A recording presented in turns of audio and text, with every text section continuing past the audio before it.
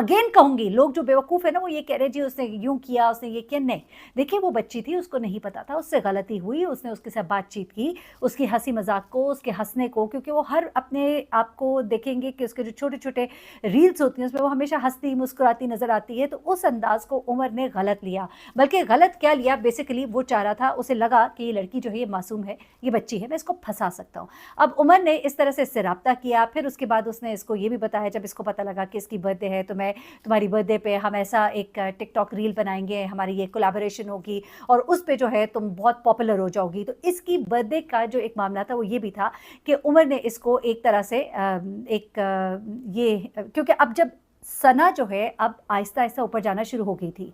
इसके TikTok account पे viewers बहुत बढ़ने शुरू हो गए थे, वहाँ पे तो उसके उमर के तो बहुत कम थे। अब जब सना को नज़र आ गया कि मैं तो उमर से आगे निकल गई हूँ और मैं कर सकती हूँ खुद अकेले, तो अब उसने उमर को इग्नोर करना शुरू किया और पहले भी वो उमर को कोई गलत सिग्नल नहीं दे रही थी, उमर से बातचीत करती थी अपने काम को बढ़ाने के सिलसिले में। उसको ये नहीं मालूम था कि उसके हँसने को, उसके बोलने के अंदाज़ को वो गलत मतलब में ले लेगा। अब उमर ने इसको कहना शुरू कर दिया कि तुम्हारी बर्थडे पे हम मिलकर ऐसा कुछ बनाएँगे और ये करेंगे, वो करेंगे। इस पर उसने अब मुरव्वत में जिस तरह होता है ना कि बंदा मैं इसे क्या कहूँ, अच्छा ठीक है कर लेंगे, इसने यूँ करके इससे इकरार किया। आप ज़रा कहानी को समझते जाइएगा, एक बच्ची के ऊपर मुसलसल गलत इल्ज़ामात लगाए जा रहे हैं। अब वो उसको ना भी नहीं कर पा रही थी कि एक वक़्त का एक एहसान था, जब बिल्कुल शुरू किया था तो उससे कुछ टिप्स ली होंगी, कैसे बनाऊँ, क्या करूँ, 2 पेजेज़ बनाओ, यूँ करो, यूँ डीएम्स करो, ये सारी चीज़ें उसको उमर हाथ ने बताई होंगी शुरू में।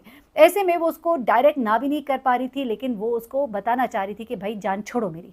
लेकिन ये लड़का जो है, ये अब अपनी हद से आगे बढ़ा था।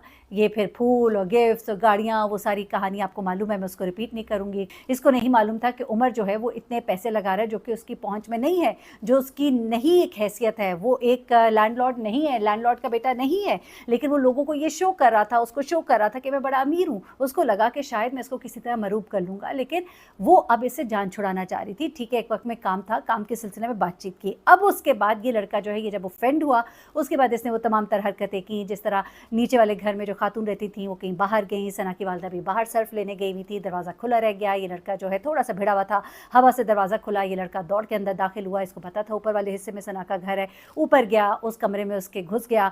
वहाँ पर उन दोनों के दरमियान बहस हुई, सना ने उसको समझाने की कोशिश की, इसने उसका फ़ोन छीनने की कोशिश की, दोनों के दरमियान बहस मुबाहिसा हुआ। उसने कहा मैं तुम्हें पानी पिलाती हूँ, उसके बाद उसने इसको गोली मारी। उसके बाद ये बाहर निकला, बाहर निकलते ही इसको इसकी फूफो नज़र आई, जो कि पटाखे की आवाज़ अपनी तरफ से समझकर सुनकर बाहर निकली थी। उन्होंने फिर जैसे इसको देखा तो इसने उनके ऊपर भी फायर करने की कोशिश की, इससे गोली नहीं चली और इसके बाद इसकी फूफो जो है ये भागती हुई नीचे गई, लोगों को इकट्ठा किया, ये लड़का वहाँ से फ़रार हुआ। जब तक कमरे में पहुँची तब फूफो को पता लगा